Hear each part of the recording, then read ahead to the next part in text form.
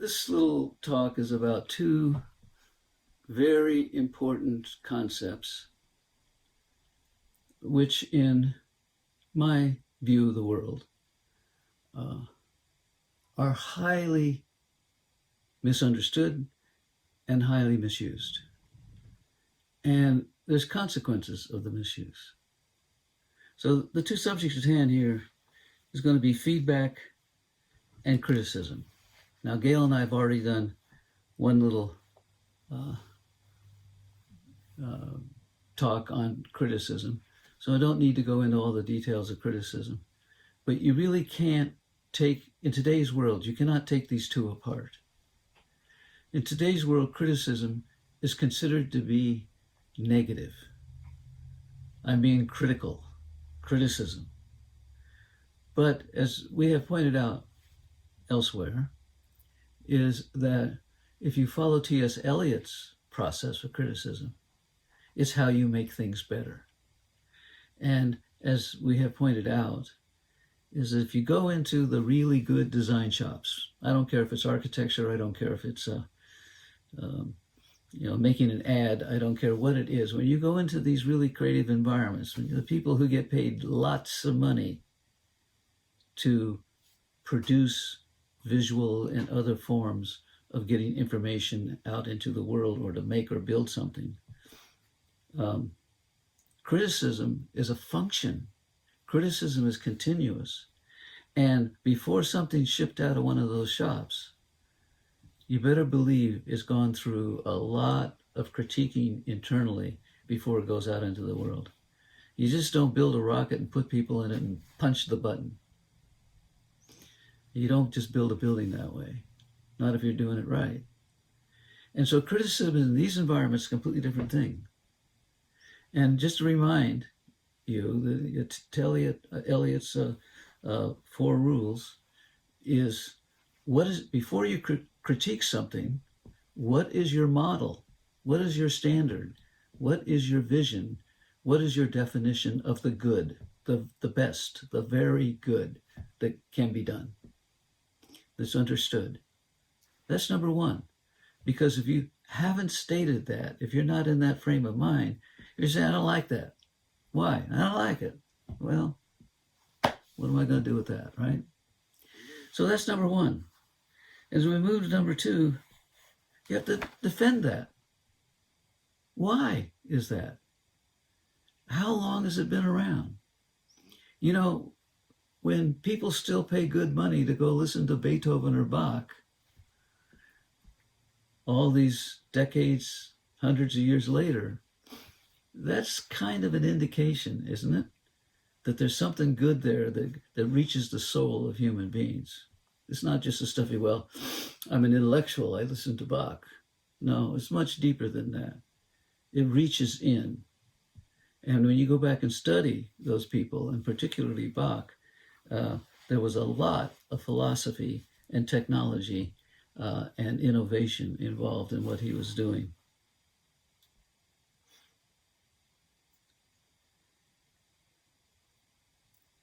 The third step, of course, is you have to identify what this thing that's being critiqued, where is it meeting this? Where is it exceeding this? Where is it failing? Why does that matter? All right. What is not right here and needs to be fixed? And then that leads to the fourth. You have to add to it. You have to say, this is how we can make it better. Criticism of this sort is not a negative. Criticism of this sort should not, it might get a little feisty sometimes, but it should not be an attack. It should be from the spirit, the energy of wanting to make it better. And Jacques Barzun, a great intellect, said, don't bother criticizing the stupid, the trash, the absolutely hopeless. He says, those things are with us. They've always been with us. They'll probably always be with us. They're not worthy of criticism. He said, criticize the best, the very best.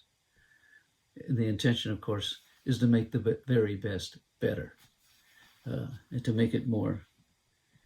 So now we get a little bit now into the real purpose of this very short, I'm told, tape, and that's feedback. And feedback is probably the least understood and the most abused term. Someone comes up to you and say, "Let me give you some feedback. I don't like what you did, da, da, da, da, da." Well, that might be interesting. It might be true. It might be useful. But it is not feedback. So I'm going to again state my technical definition of feedback. To people who build machines and are cybernetics experts, they can get by with saying, feedback is the output sent back to the input of a system. That's technically quite true, and it's quite accurate. But in our world, that can be misunderstood, particularly if we are attempting to use feedback outside of a directly obvious, stated, functioning technical system. We'll get back to that in a second, but when we're talking about something that's more, in quote, the humanities. So my definition is that feedback is the message. It's a message. Now, we kind of all know what a message is. We have little machines that send messages, and the message you send is what the other person gets. That's a message. Great. All right. It's a message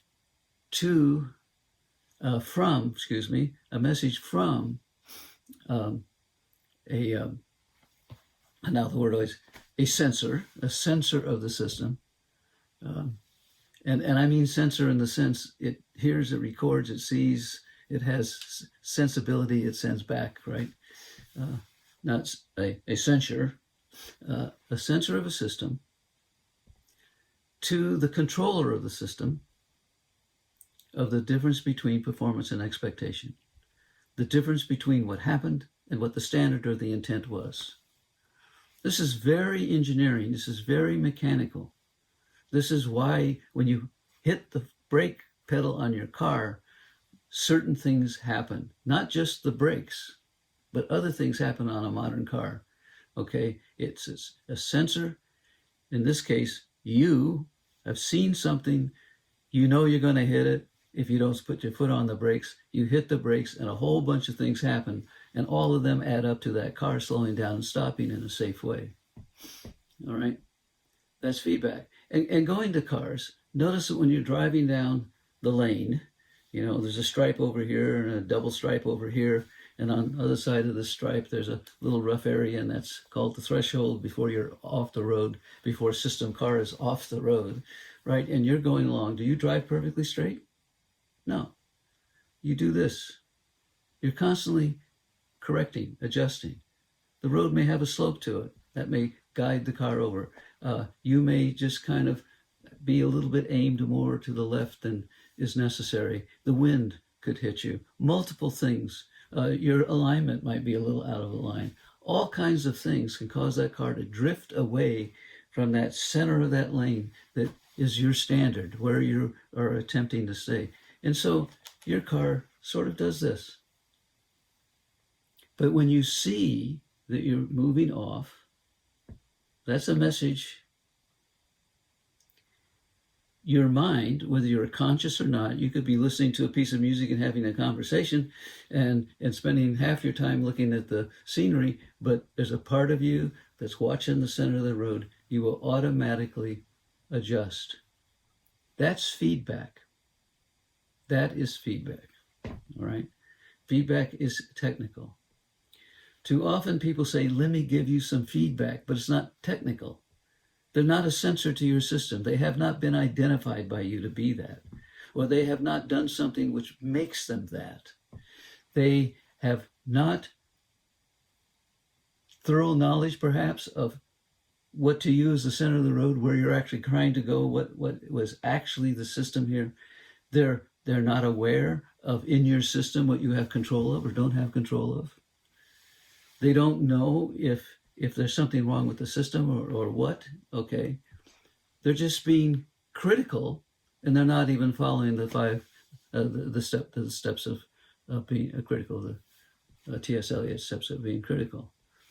And so feedback, for this reason and for other historic reasons, has a somewhat bad reputation. It came out of cybernetics at the end of World War II. It was used so that aircraft guns would not overreact and be able to anticipate better and stuff like that. It was used that way, and because of that foundation of that part of cybernetics, and that a lot of those systems and the language was very technical and very much of the 40s, 30s, 40s, early 50s. Cybernetics got a bad name, and it's taken it now many years, decades, to get back into people going back and looking at cybernetics. So Norbert Wiener, one of the major fathers of cybernetics, a brilliant mathematician, wrote a lot about feedback. Ashby wrote a lot about feedback. It's good to go back to those old. They almost seem kind of funny, it's almost like looking at 1920s costumes, but go back and read some of that data because it was pure, it was new, it was when it was being discovered. It was when people, were trying to make little mechanical mice that would run around by themselves and plug in and feed themselves and get away from obstacles. They were trying to understand, how do complex systems actually regulate themselves? How do they control themselves? And control became a bad word in a lot of the arts in the university, and yet there's control in the negative sense. I'm controlling you, and there's negative, and then there's positive in the controlling sense. When you're walking, you are using feedback and control all the time. Otherwise, you fall right on your face, like I did just a couple of days ago, not watching. All right. I claim that The Rock really was the one that got messed up. And so, and then Ashby went on, Norbert Wiener went on, and he talked about feedback on feedback. He said on complex systems, we need feedback on feedback. How do we know the feedback mechanism that we have created here is actually functioning? And so like in an airplane, with 300 people on it, there's not one feedback for any one of those systems. Not one. There's multiple levels of feedback on feedback, and then feedback on how the feedback systems are working. Because when you have something like that you do not want to fail because it's catastrophic if it does. That's what you have to do. It's very technical, it's very engineering, and it doesn't matter if you're talking about a brain, a human brain and its functionality, or if you're talking about an airplane or any other kind of machine. It's technical. It takes very technical language. People have to understand precisely what they're talking about when they try to communicate. The systems that are built in order to protect you or whatever, or to fly you halfway across a planet, have to be precise, they have to be redundant, and they have to be well made. And then the people using those systems have to be very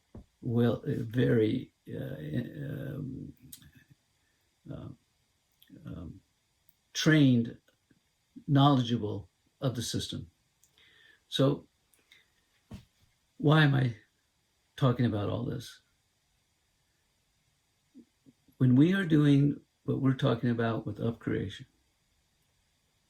when we're looking at our own lives, a single human being is an incredibly complex system. When we're looking at a community of work, when we are talking about whether we should take this tax away or add that one, or vote for this president or not that one, when we're looking at things like the